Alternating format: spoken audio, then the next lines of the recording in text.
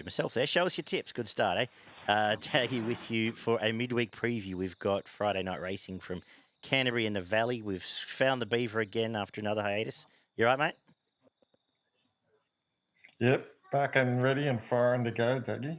Good stuff. And our Canterbury correspondent. Oh, you right?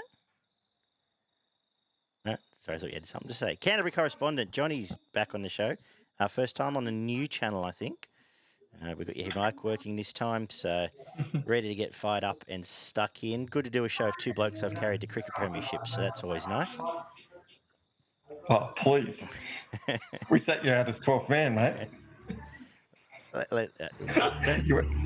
You're actually captain, and we sacked you as captain for the final because you were fucking hopeless. Let's not dwell on the past. All right, that's enough cricket talk. You brought it up. It's footy season now. Beaver's already excited. The Bulldogs won a game, so everyone's bought Sam Hughes and we're off and racing for footy season. That's it. Speaking of which, going forward, we had a quick one on socials today, but hopefully Thursdays we'll get something up from Barney from Footy and Frothies for a couple of rugby league tips for the weekend as well. So all a bit more content for the channel coming. Obviously share yours around, but let's get stuck into Canterbury, where the rail is 6. And how much rain have they had, John? I think I saw there was a couple of mils today, and there might be a couple more tomorrow. Yeah, still currently good 4. Not a heap forecast. I think there's 5 to 10 maybe, so we know how well it trains. What have you done with the 6 metre rail? Look, based off last week, it was a +3 and pretty much every leader won. So, and then in the first race, you've got Gaybot that'll lead out in front. So I don't think you'll know much until probably race 3 or 4. But I've taken it as on pace, as you probably should for this deck. You done the same thing, Beav? Yeah, I think that's about right. As Johnny has said, it seemed to be a bit more favoursome to the front runners previously, so probably got to play it that way until we see otherwise. Yeah. Let's kick off with the 2-year-olds made in here. A couple are in for Saturday. By a couple, I mean Duvana. But assuming they're all going to be here, I'll let you open the batting, Beaver, tonight. Yeah, look, based on how we think the track might play, I have gone for the Waterhouse Bot Excelindeed to be hard to beat in the first. Drawn well enough here. Probably gets out in front here as it did last time. Was well tried in the market at Canterbury. It's similar opposition. Got to go an extra 100 here, but should be hard to beat. The main dangers are drawn a bit wide on the track, so they will probably have to be taken back and just maybe giving too much start. Is that how you seen it, John? Yeah, for the most part. I thought it did well to stick on last time. Probably just went too hard in the extra 100. Probably helps to just settle and roll them along. Goes from, I think it was, the rail was in the true when it ran last time. It gets 6 years. So of the race brigade, that was probably the best one that I found. Of the unraced ones, probably found Last Command. It's good to see some support for it today. Trialled well against Gatsby's, who's come out today and trialled even better. So, I think it was a length off Espionage. So I think of those, and it's drawn 2 in the Freedom camps flying. So if I had to bet one from the race, one from the unraced, it'd be Excelindeed and Life Command. Yeah, I've come up with Excelindeed on top as well. You've both covered up pretty well. Linebacker was the one perhaps on a different track than the setup here.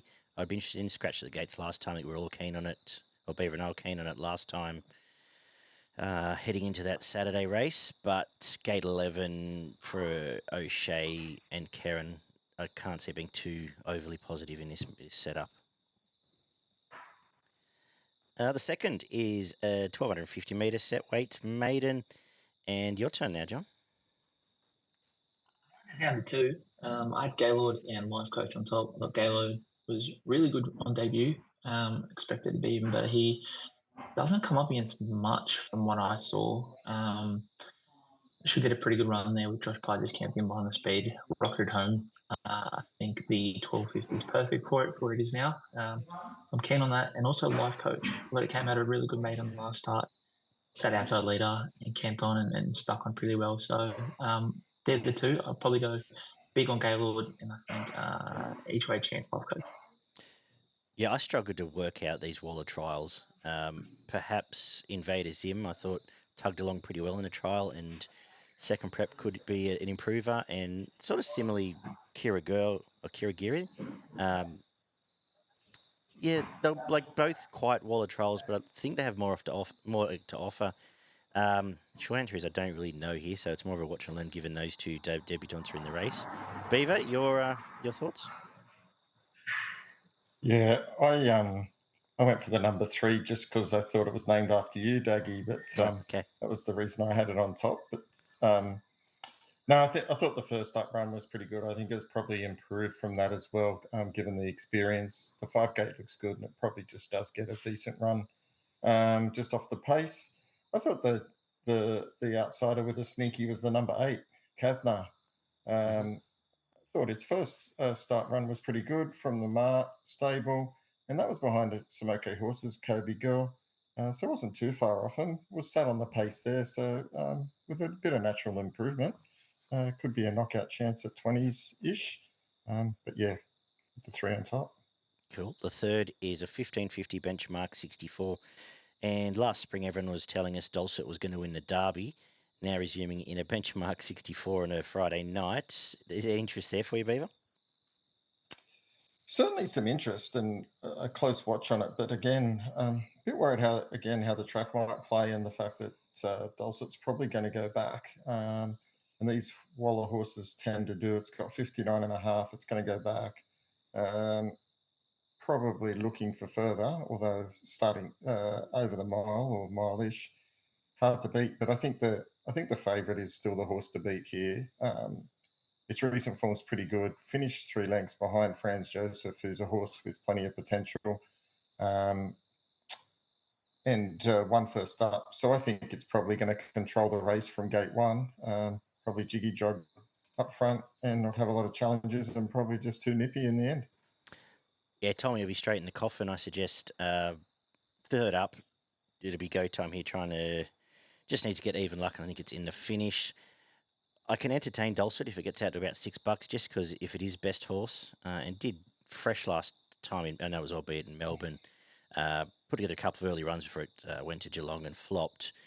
If it's got anything there, which again, hard to tell from the trials, it should win this. And one you'll know where it'll be, and a 6 metre rail Damascus Gate, I thought, is one for exotics at 20s, might be able to run you a hole. What's your confidence like here, John? Low, but yeah, like you guys, I thought Zara was clearly the one to beat, but just not sure where it gets to in the run.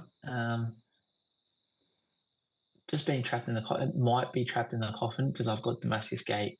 I thought Marley would go forward. I thought Little Buyer as well. I like Little Buyer here, just at value. I think Zara's will get a better price later.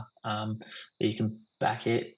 Little Buyer just missed the kick, was stuck, fall back on the fence, and just never had a crack, and still worked down pretty well. So I think the wet probably suits it. It's going to go forward. I think it either leads. Dylan has a habit of just letting him roll and get in the front, or it just sits a pair back, and there's not too much pace, so I think stepping out to the 1550 is not too much of an issue. But I definitely had it in a race in 2. I was happy to see Dulcet go around here. I think the market will probably tell you late if it's going to go well or not. And I think the booking of Tim Clark's a bit of a weird one as well, considering the other jockeys in this field. So, yeah, 6 and 9 for me.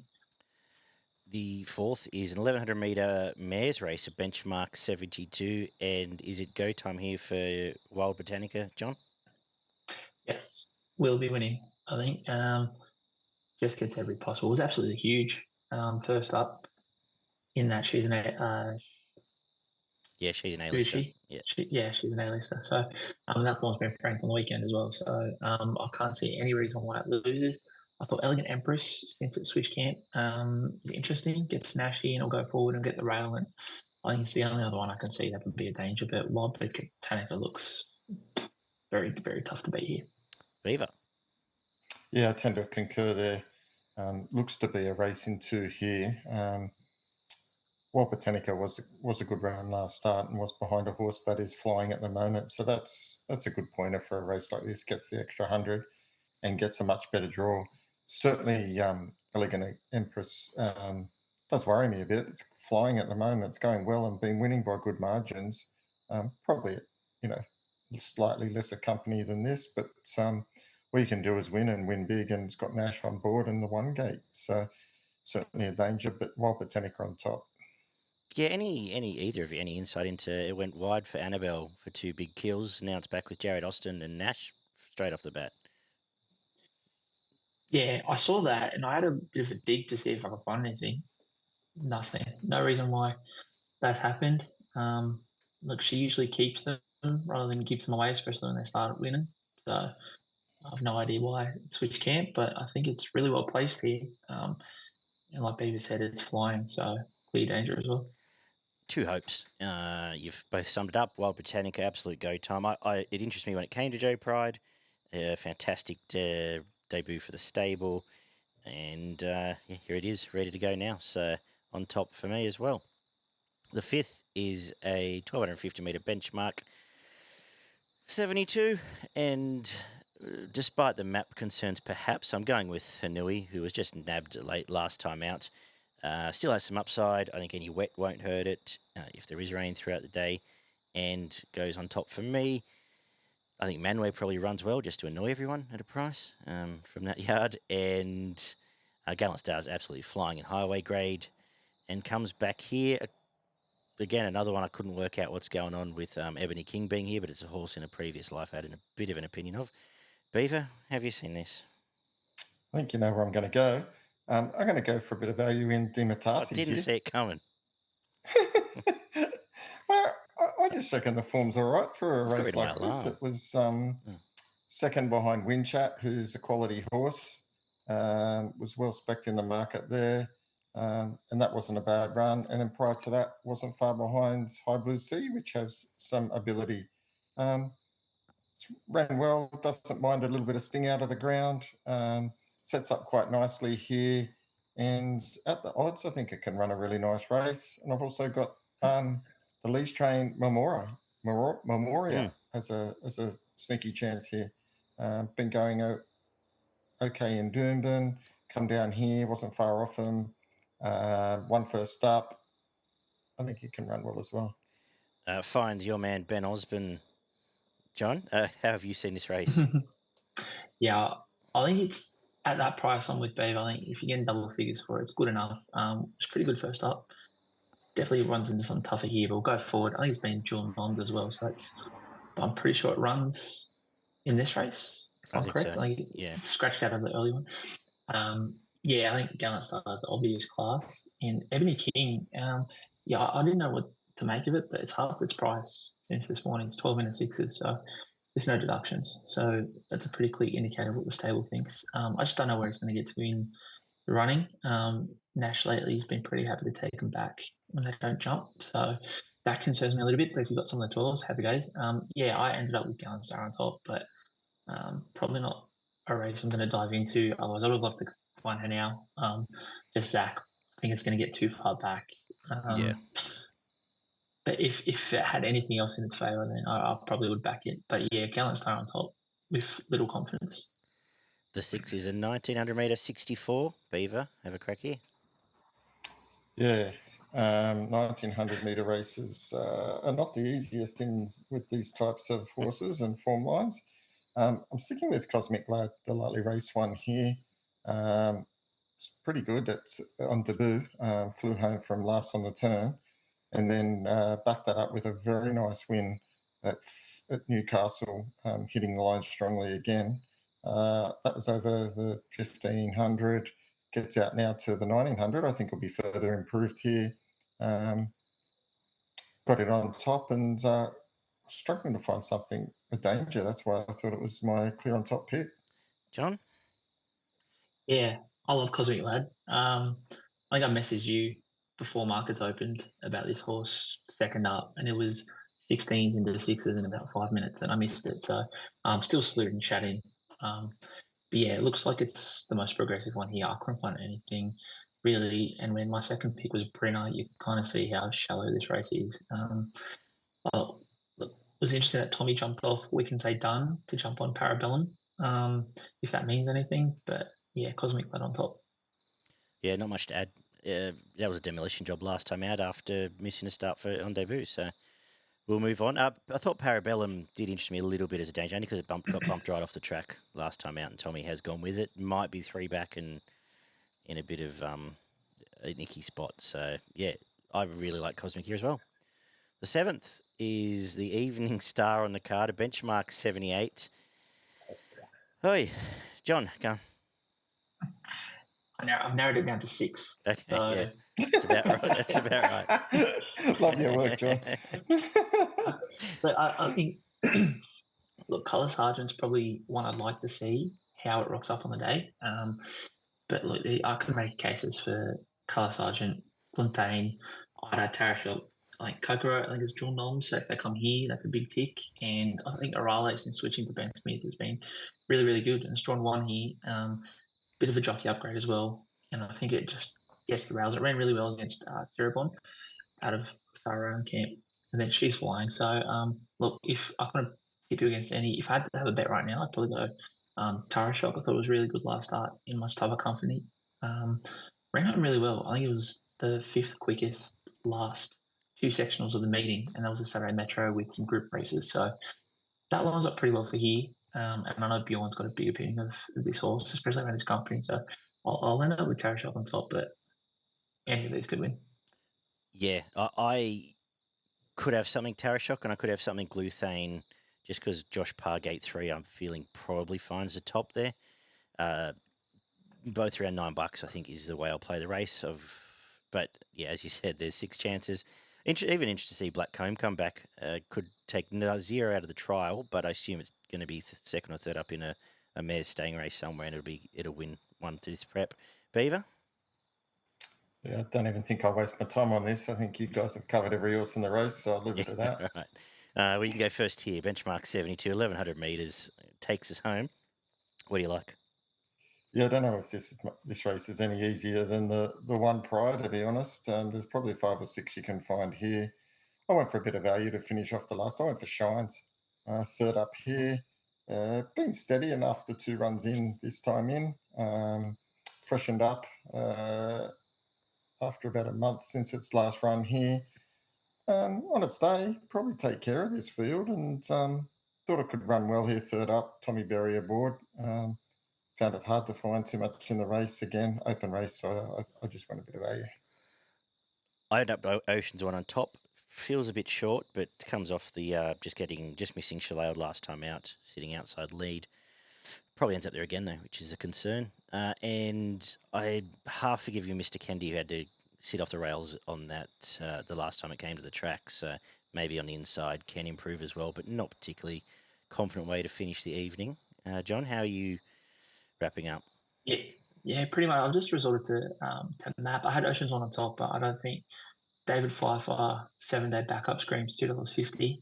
Even though it's got the best form, I think if it repeats its last run, it just wins here. But I'm not really keen to dive into that. I ended up with Shines on top as well. I think Blinkers On and Tommy Berry's pretty good for these. At its best, I think it wins. It's just probably not travelling its best. Then Mr. Kennedy on top as well. He'll go forward, either leads or sit behind something, probably Oceans 1 and tail in. I think it gets something a little bit softer for it to run in today as well. So they're the 2, and I think Border Control can win, but I'm not going to dive into Chase Govert at 460 when it's coming off a pretty average run. So that's where I had it. I think Shines is probably the right bet, and just see where Oceans 1 ends up.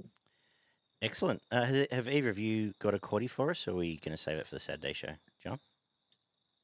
Yeah, I think because you can go rather skinny in 2 of these legs, I think you can probably find a decent quaddie here. And like I said, if we can't find a winner in race 7, it's a perfect field leg, so I can throw some up. Go for it. Yeah, I think race 5, you can go Ebony King, Gallant Star Memoria. In race 6, you can 1 out Cosmic Lad. If anything else beats it, then good luck to him. Then in race 7, you've got Colour Sergeant, Glouthane, Ida, Tarashok, Kokoro, and Orale. And then in the last, you can finish off with Oceans 1, Mr. Kennedy, and Shines. Beautiful. Beaver, who have you got your best in value? Yeah, my best bet is race 6, number 5, Cosmic Lad. Like what John said there in the quaddie, good call. And race 5, number 6, Dematasse is my value. Beauty. Botanica. race 4, number 5, my best here, and race 7, number 5, Glouthane. On a night I struggled to find too much else really outside the market I was that interested in. I think that bracket of the two Bjorn runners will give you a show. Moonee Valley's up next. We've got to head down there where the rail goes out 6 as well, I believe. So that's right. Where are we? It is. We've got a good track though. Once we get past that 5, we again want to be rails leader in run, I'd say. I'm going to kick off with a mile maiden. I don't like Lindbergh as a horse, but it does find the top here, so rightful favourite and has been backed. I was putting the Waller Stalker on top here. I think Ceremonious comes across for D-Lane. He just knows, well, he's got 100 yards on most of these blokes, and he'll find the right spot. If it's got anything much under the bonnet, I think he could possibly get past this leader. It's about the race. Princess P will run well, as the market suggests. Beaver? Yeah, I've stuck with Lindbergh as well. Just the fact that it comes down from Sydney, ran third behind a decent horse, and then wasn't too bad first up at Sandown Lakeside. Probably looks to get its chance here and got it on top. Race 2 is a mile class 1. Did I ask you, John? Sorry. Any thoughts? No, I think I'm happy to go Dragoon each way. I don't really trust the Hawks camp with Lindbergh. I think Ceremonious is the danger, but I think you can probably not take those odds at the moment. Yeah, fair call. Yeah, race 2 is the mile class 1. And you can go first here, John. Yeah, this one's tough as well. I ended up with I like Moira, just because I think it's the right combination here. And it also gets the blinkers first time. So I think third up blinkers out to a mile. I think it's probably the right setup for it. Drawn well. I think that form through Sox Nation last start probably had a few excuses as well, but I think it ran well enough. They went a bit too hard there. Should probably get a bit of an easier run here. So end up with Malwira on top. I put Vilnius on top. Never got a crack last time out. Back to 14. Now jumps straight back to the mile. Gate 2D lane. I'm just trusting him.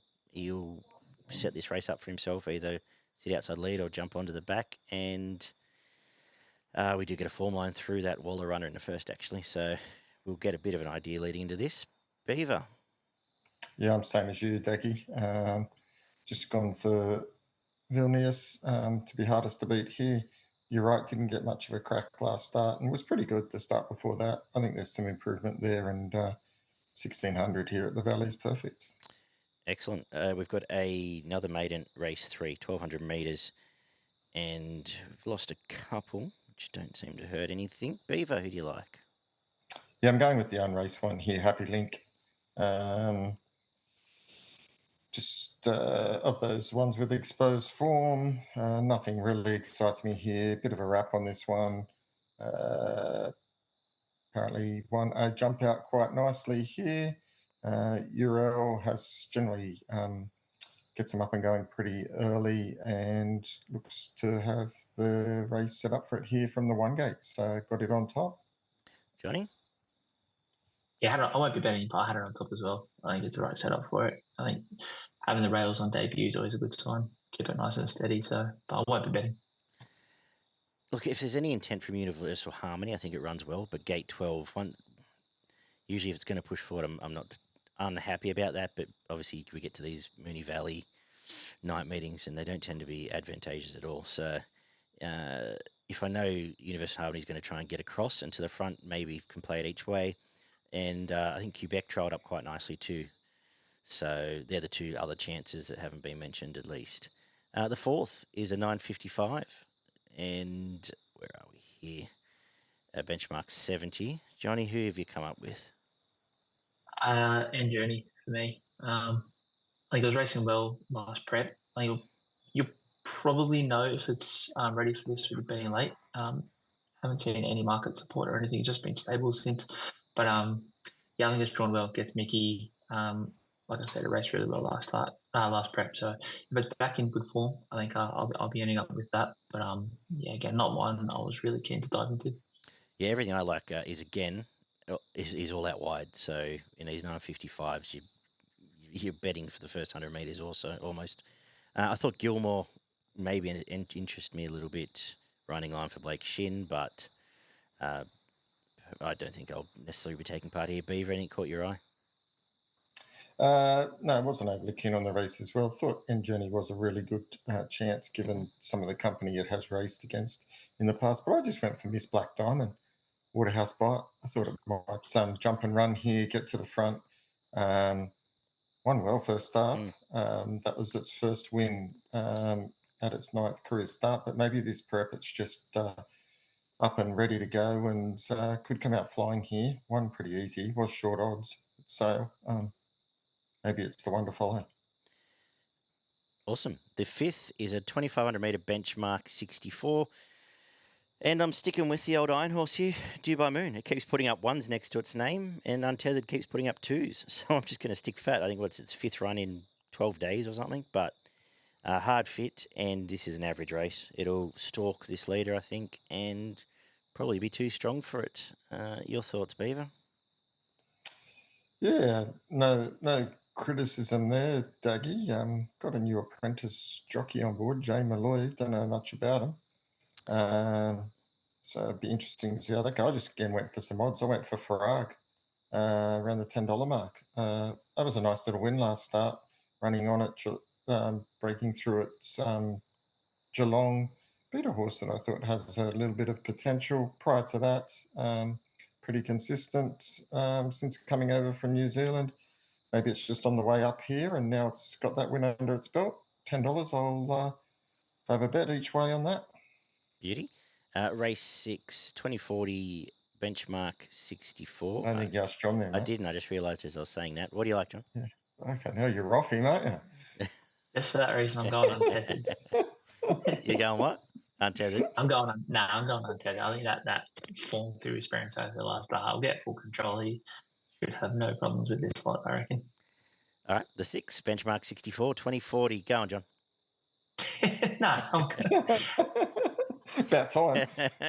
This is actually a tough one for me. I honestly didn't have much opinion on this one. I think you could find 5 or 6 of them. I think the only reason why I ended up with running on time is because I think Johnny Allen's finally found some form. Oh yeah, did you see his ride on a $1.30 thing yesterday? It was fantastic. Anyway, but he's questionable. But we'll be in run. Yeah. I think it'll be positive, and I think he'll get the trip, and it's a good setup for it. You're still getting each way odds about it too. So yeah, and it's a staying race, which Johnny Allen seems to grow a leg in compared to sprinting. So Beaver.